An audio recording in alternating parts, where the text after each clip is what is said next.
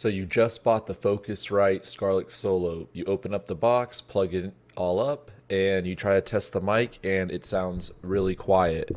You go over to Google, you start Googling Focusrite sounds quiet. You see these Reddit posts, you see all these different people having the same issue.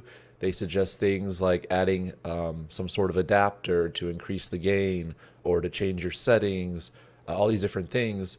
And this gentleman right here, Stephen Seguin, gives us the answer in the video, but it's kind of buried here in the last 7 minutes of the video. So today I wanted just to show what you need to do to get the volume up on your microphone.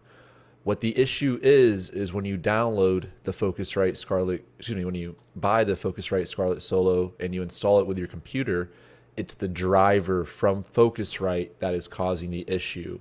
You need to do is you need to go to your programs, type uninstall. You'll go to the add or remove programs.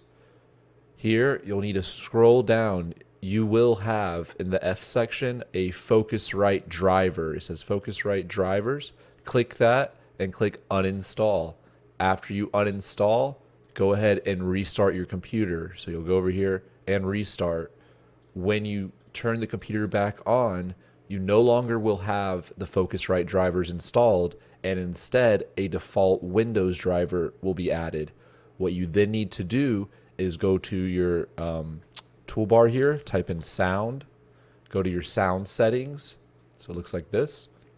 Scroll down to where we see sound control panel. Now we'll need to go down to recording.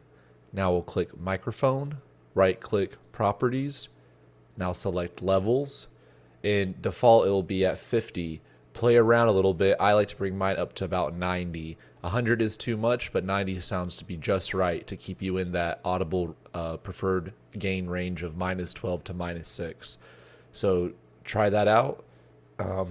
Like I said, it's the Focusrite driver that's causing your issue. Uninstall it, and Windows will automatically install their driver.